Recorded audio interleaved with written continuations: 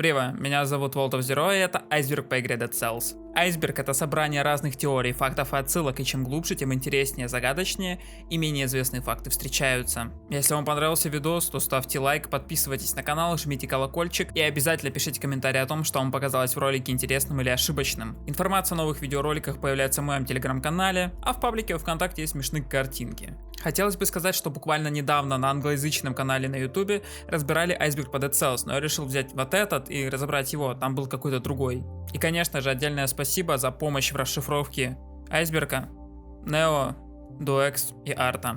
А теперь переходим к самому Айсбергу.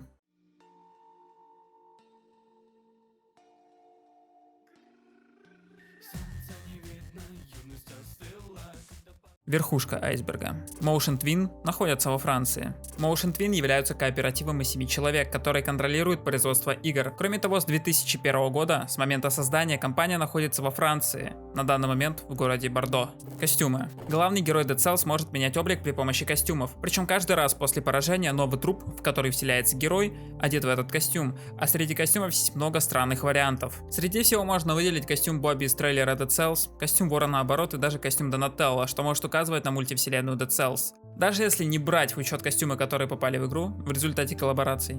Клетки боссов.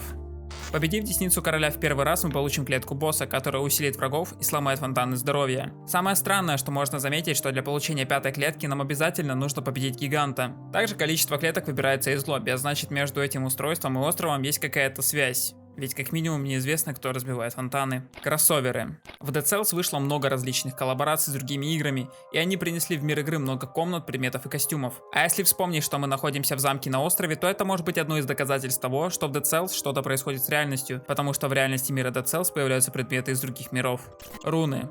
В игре есть 8 рун, которые помогают нам в прохождении уровней и дают новые способности персонажу. Неизвестно, как руны влияют напрямую на главного героя, потому что после смерти руны остаются на персонаже. Я не думаю, что эта масса может хоть как-то в себе переносить рунные камни. Аспекты. Это не обязательные особые способности, которые можно взять в начале забега. Значительно облегчают прохождение, но взамен закрывают доступ получения новых стволовых клеток и достижений за убийство боссов без урона. Они предоставляются доктором в стартовой зоне тюремных камер. Само появление доктора на острове можно объяснить тягой к неизведанной болезни. Кроме того, там разрешены все эксперименты, потому что за них никто не накажет. Также доктор проводит опыты на мертвом главном герое, потому что новые аспекты появляются после каждой смерти. Ежедневные челленджи. В игре есть специальный режим, в котором каждый день меняется уровень, причем этот аттракцион создан кем-то из персонажей игры. О чем нам рассказывает летописец, объясняя, что здесь нельзя продавать предметы по какой-то причине, о которой коллекционер ему не рассказывает.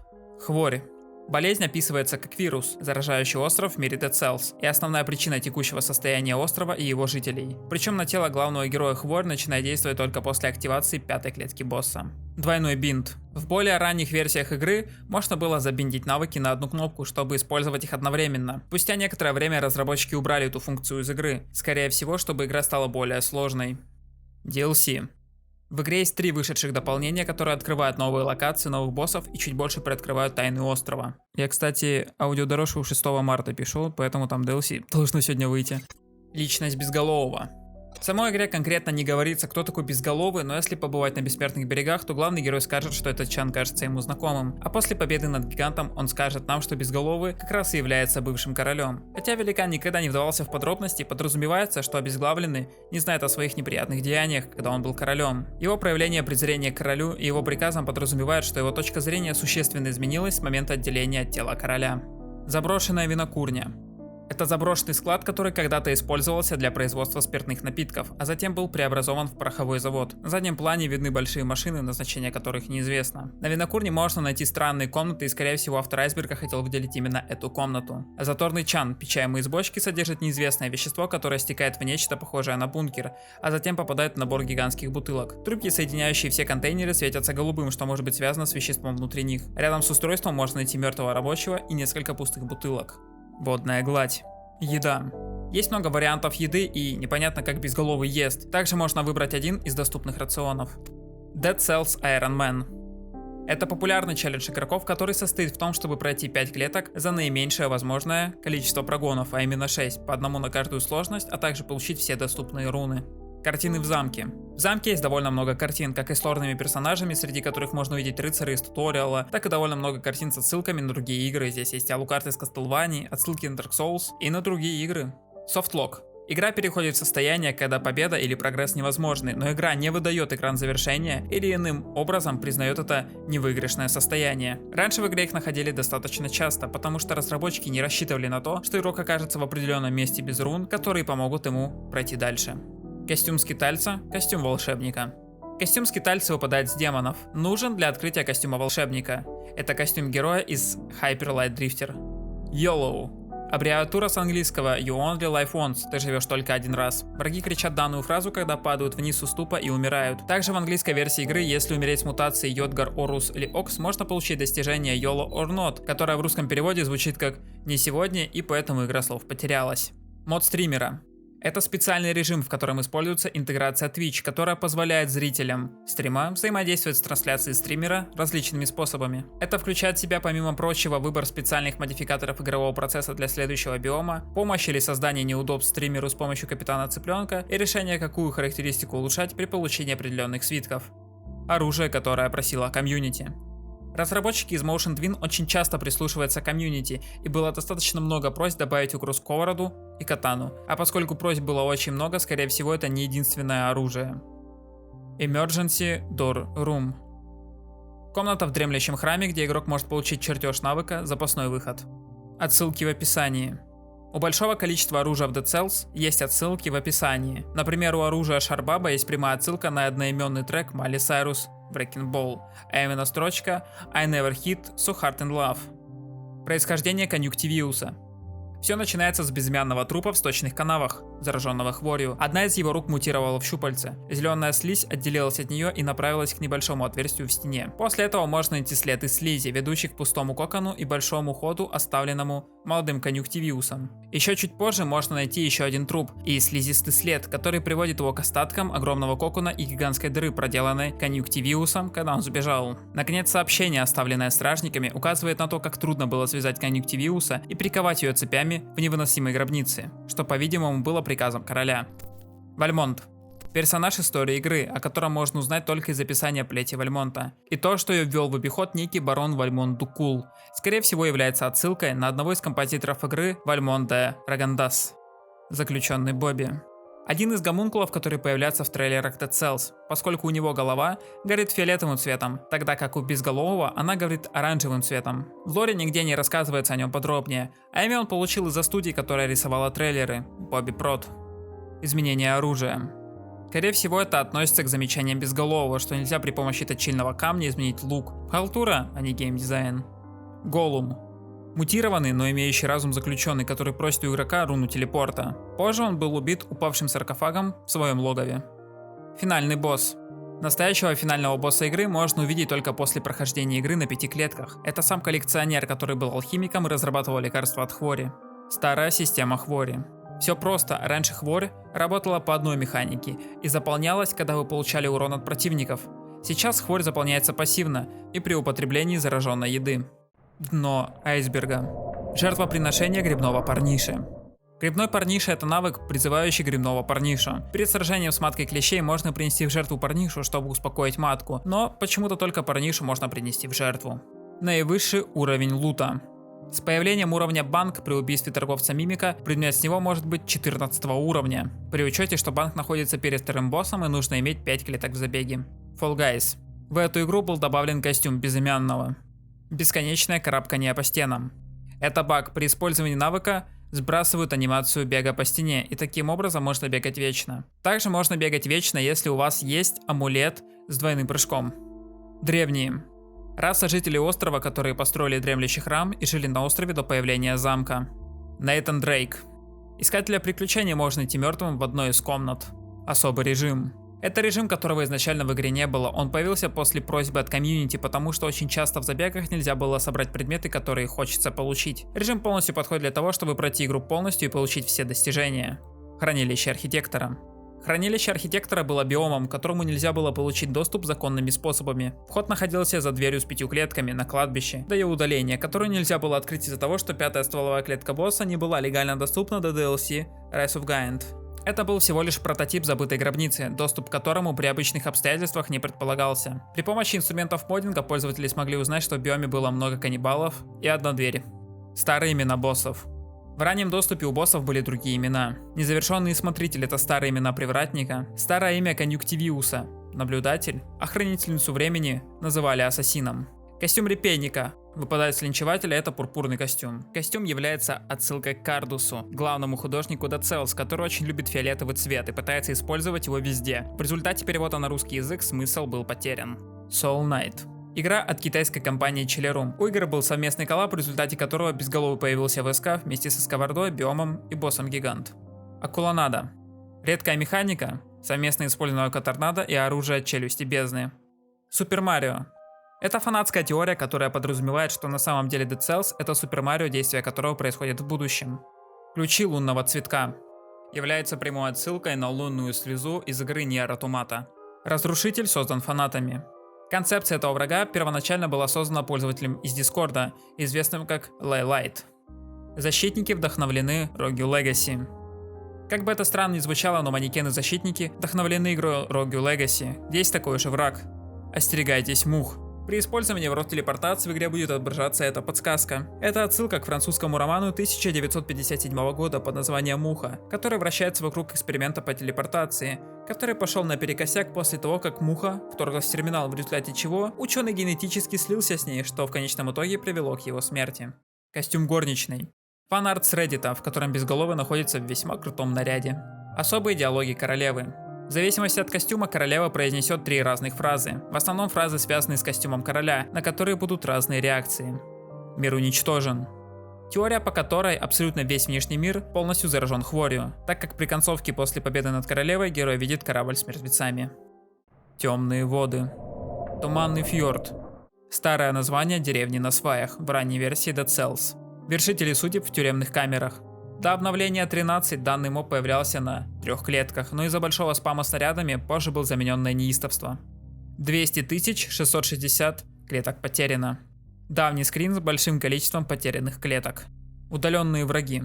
В игре есть как минимум 2 вида удаленных врагов. Элитные лейтенанты были маленькими зомби, которые появлялись вслед за элитными врагами. Они двигались быстрее, чем обычные зомби, и атаковали немного быстрее. Бегущие зомби были уменьшенной и более быстрой версией обычных зомби, очень похожих на элитных лейтенантов, но они не появлялись из элиты. Раньше их можно было найти в деревне на сваях как обычных врагов. Они были удалены из игры версии 1.3 First Rampager в рамках общей переработки элитных врагов, а также они появлялись группами по 3-5 юнитов. Сброс перезарядки навыка. Раньше можно было моментально активировать навыку по типу вспышки, собрав определенные предметы и мутации. Удаленные мутации. В игре было 3 мутации, которые впоследствии были удалены. Техник фейерверков, которая улучшается от брутальности и уменьшает время восстановления гранат. Садизм – мутация брутальности, которая увеличивала ДПС игрока на фиксированное число, если ближайший враг был отравлен ядом, кровотечением или ожогом. Эффективность – это мутация тактики, которая уменьшала время восстановления умений и некоторых навыков, например, турели или капкана. Dead Cells был игрой в жанре Tower Defense. Очень давно на начальных этапах разработки клетки планировались как игра в стиле башенной защиты, но позже стиль был сменен на экшн-платформер. Могилы архитекторов.